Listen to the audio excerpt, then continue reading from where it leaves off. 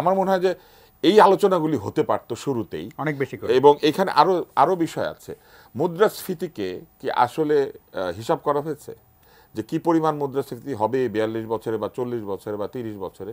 মুদ্রাস্ফীতিকে আমার ধারণা যে এখানে হিসাবে নেওয়া হয় নাই।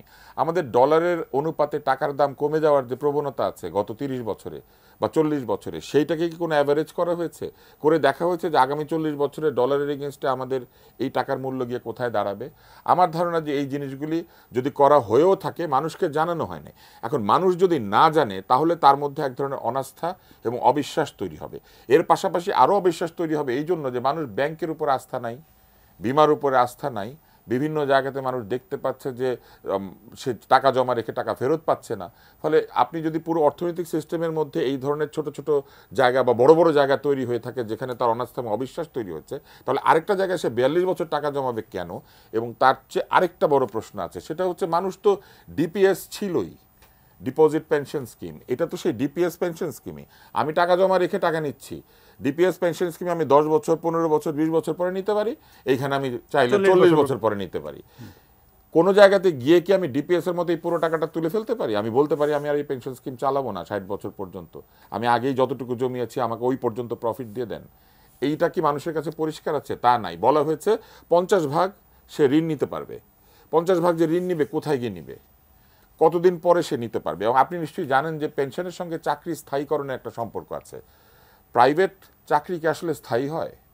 প্রাইভেট লেভেলে একজন লোক আজকে বেতন পাচ্ছেন মনে করেন 1 লক্ষ টাকা, তার পরের চাকরিতে উনি বেতন পাবেন 50,000 টাকা। অথবা অনেকদিন বেকারও থাকতে পারে। বহু এনজিও আছে, বহু প্রতিষ্ঠান আছে। এটা যেহেতু সর্বজনীন আওতায় এসেছেন কি আসেন নাই সেটা পরের কথা, সর্বজনীন মানে সবার জন্য। তো এরা যখন আসবেন এইখানে তাদের কাছে তো এই প্রশ্নটা হবে যে আমার যদি মাঝখানে 2 বছর চাকরি না থাকে, 1 বছর চাকরি না থাকে, কিংবা আমাদের এই পর্বত আরোহী বাবর আলী সে চাকরি ছেড়ে দিয়ে পাহাড়ে উঠতে যায়, তার মনে করেন একটা পেনশন স্কিম আছে, মাঝখানে সে চাকরি না করে চাকরির টাকা দিয়ে সে পাহাড়ে উঠে।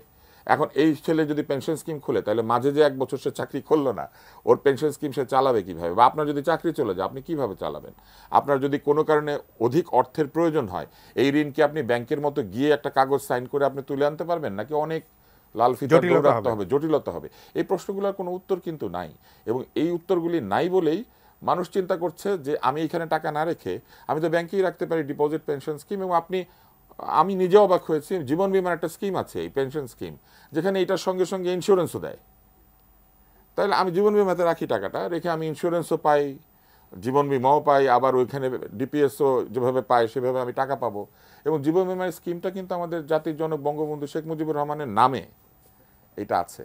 তো একই ধরনের স্কিম যদি প্রাইভেট ব্যাংকে থাকে, পাবলিক ব্যাংকে থাকে, একই ধরনের স্কিম যদি জীবন বীমায় থাকে, তাহলে একই স্কিম 42 বছরের জন্য নেওয়ার চাইতে তো মানুষ 10 বছর 10 বছর 10 বছর করে নেবে। মানে দৃষ্টি কতটুকু দেখা যায় সেটা।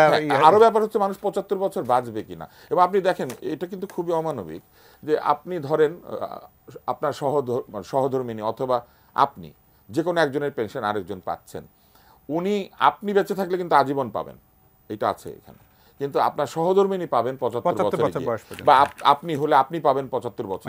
তার মানে 75 বছর পরে কি আপনার প্রয়োজন ফুরিয়ে যাবে, টাকা পয়সা লাগবে না? এটা একজনের জন্য আজীবন হলে সে তো নমিনি, পুরো বিষয়টা আরেকজনের জন্য নমিনি হওয়া উচিত। এবং আপনি দেখেন 75 বছর বয়সে তাহলে সেই লোকটা কি করবে? ধরেন আপনি 74 বছর বয়সে আপনি নাই হয়ে গেলেন এবং 75 বছর বয়স পর্যন্ত উনি 1 বছর পেলেন, তারপরে যদি উনি বাঁচেন উনি কি করবেন তখন? উনি তার মানে এটা কোনো বেনিফিটই পেলেন না। তো এইখানে কি আমরা বলে দিচ্ছি যে আপনারা যদি পেনশনভোগী হন তাহলে 75-এর মধ্যেই পরলোক গমন করেন?